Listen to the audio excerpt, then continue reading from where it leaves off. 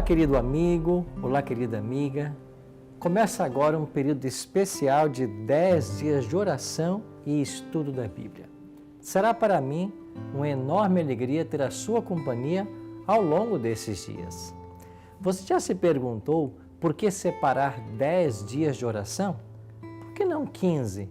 Por que não 25 dias? Bem, o livro de Atos dos Apóstolos, no capítulo 1, no verso 3, ensina que Jesus, depois de ser morto e ressuscitar, se apresentou vivo e com muitas provas incontestáveis, aparecendo então aos discípulos durante 40 dias e falando das coisas concernentes ao reino de Deus. 50 dias separavam a Páscoa da festa do Pentecostes. Jesus morreu por ocasião da Páscoa, ficou 40 dias com os discípulos e o Espírito Santo foi dado ou derramado no dia de Pentecostes. Logo, 10 dias foi o tempo em que os discípulos oraram esperando pela vinda do Espírito Santo. Por isso, o desafio dos 10 dias e 10 horas de jejum. Bem, eu tenho na realidade 2 desafios para você. Primeiro, escolher 5 amigos ao longo desses dias pelos quais você vai orar. Segundo, fazer um convite especial para que eles estudem a Bíblia com você. Ah, pastor Arilton, eu não sei dar estudos. Nunca dei um estudo bíblico. Eu sou tímido.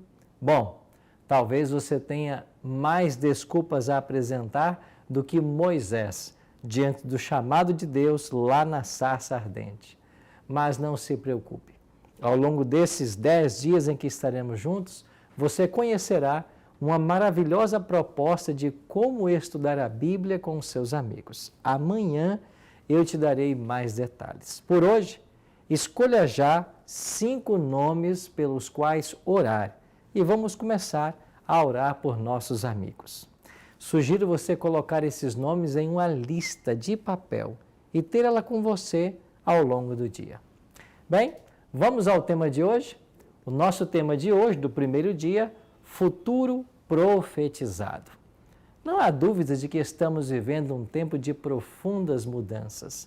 Muitas das profecias do último livro da Bíblia, o Apocalipse, estão se cumprindo diante dos nossos olhos. Há muito medo e preocupação sobre como será o fim de todas as coisas. Mal saímos de um momento trágico e a humanidade logo se depara com outras situações difíceis, pandemia, terremotos, guerras, fortes chuvas e inundações, violências, conflitos políticos em nosso país e em tantos outros. Muitas coisas nos assustam e alguns chegam a pensar que tudo está perdido. Para muitas pessoas, parece que o mundo está fora de controle. E pode realmente estar fora de controle no que diz respeito ao ser humano. Porém, quero assegurá-lo de que não está fora de controle no que diz respeito ao governo de Deus. Hoje, nós iremos recapitular uma profecia que nos mostra como Deus controla a história. Não se trata de uma especulação ou de tentar prever o futuro, como alguns pretendem, mas de aprofundar a nossa compreensão nas profecias da Bíblia. Vamos voltar a um rei na cidade de Babilônia chamado Nabucodonosor. Uma noite ele teve um sonho e quando acordou ele ficou perturbado com o que tinha sonhado. Convocou então seus sábios, astrólogos, videntes para lhe ajudarem com o sonho. Mas eles nada puderam fazer. Diante da impossibilidade de entender ou atender o pedido do rei, o assunto foi ficando mais e mais tenso, ao ponto que o rei Nabucodonosor decidiu que esses sábios, que não eram sábios de fato, deveriam ser mortos. E então ele promulga um decreto autorizando a morte de todos os sábios. Foi então que Daniel e seus companheiros foram procurados porque seriam atingidos pelo decreto. E ao saber da situação, Daniel pediu uma chance para consertar. Daniel e seus amigos oraram a Deus e Deus revelou a Nabucodonosor o sonho que ele tivera através de seu servo Daniel. Daniel foi até o rei para lhe contar o que tinha visto em seu sonho. E Daniel 2, 27 e 28 registram as palavras do profeta, quando ele declara que há um Deus no céu que revela os mistérios, pois fez saber ao rei Nabucodonosor o que vai acontecer nos últimos dias. Esse é o tempo em que eu e você estamos vivendo. Nesse sonho, Nabucodonosor viu uma grande estátua que era diferente de tudo o que ele já tinha visto. E cada detalhe dessa imagem é importante, porque comunica o plano de Deus para a humanidade, desde os dias do profeta Daniel até a consumação final de toda a história humana. Cada parte da estátua vista no sonho, com metal distinto, apontava para um período comandado por um império mundial. O primeiro ponto que chama a nossa atenção é o estabelecimento da quantidade de reinos. A conta fecha no número exato. Nabucodonosor, rei da Babilônia, era a cabeça de ouro do império que durou apenas 70 anos. E Nabucodonosor, durante esses 70 anos, governou 42 deles. Babilônia era o reino de ouro, porque ostentava a abundância do metal em suas artes e construções. Segundo achados arqueológicos, Nabucodonosor escreveu sua crença de que Babilônia nunca seria destruída, nunca passaria. Alguém dizer que Babilônia teria fim no auge do seu poder era algo improvável. Mas esta era a revelação de Deus para o rei. E como profetizado, assim aconteceu. O império da Babilônia teve seu fim no ano 539 a.C. Depois de Babilônia, a história nos mostra a ascensão do Império Medo-Persa. Os persas eram mais fortes que os medos, por isso, os livros de história se referem a esse império apenas como o reino persa. Sob a liderança de um homem chamado Ciro, os medos e persas invadiram Babilônia. A cidade de Babilônia tinha grandes muralhas ao seu redor, com 60 metros de altura e largas o suficiente para que carruagens pudessem transitar ao redor da cidade sobre as muralhas. A cidade de Babilônia era vista como uma cidade que não poderia nunca ser derrubada. Mas há um detalhe interessante. Pelo meio da cidade de Babilônia corria o rio Eufrates. Ciro, então, cavou canais que desviaram as águas do rio e ele entrou com seus homens marchando pelo leito do rio. Numa noite, quando o rei da Babilônia, agora Belsazar, neto de Nabucodonosor, dava uma grande festa. Os guardas estavam bêbados e, como a Bíblia havia dito, Ciro e seus homens marcharam e entraram na cidade de Babilônia exatamente como Deus disse que aconteceria.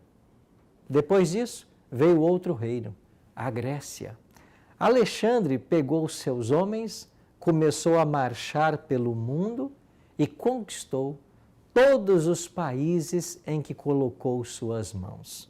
Muito jovem ainda, ele cunhou aquela famosa frase: não existem mais reinos a serem conquistados. Mas a Bíblia diz que haveria um quarto reino. E quem entrou em cena foi o Império Romano. Veja como exata é a palavra de Deus. Observe que o Império Medo-Persa eram os braços e o peito de prata. Braços, porque foi a coalizão de dois poderes, os medos e os persas. Então, tinha dois braços. E quando você vai a Roma, você tem duas pernas de ferro, porque você tem Roma oriental e Roma ocidental. Roma, é claro, era o poder dominante quando Cristo nasceu. Foi um governo romano, o governador romano Pilatos, que condenou Cristo à morte, e soldados romanos que o crucificaram. Roma era conhecida por ser muito cruel, se necessário, para impor a sua supremacia.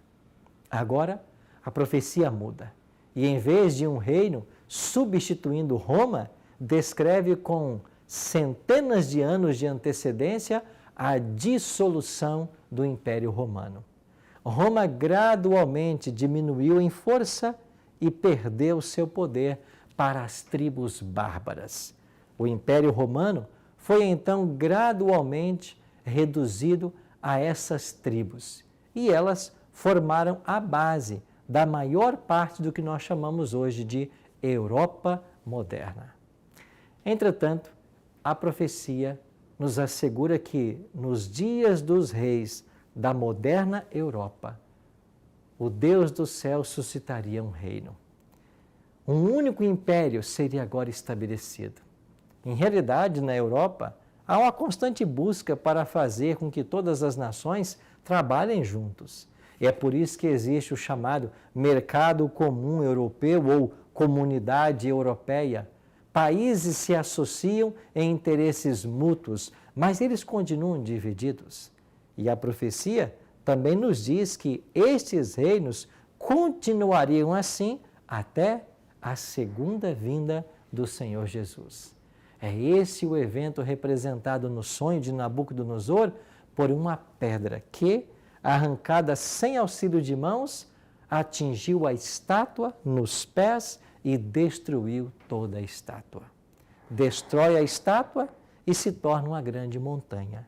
Essa pedra simboliza o eterno reino de Cristo, que em breve será estabelecido.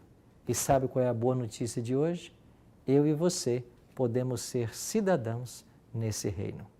Aprenderemos mais sobre isso em nossos próximos encontros. Vamos orar?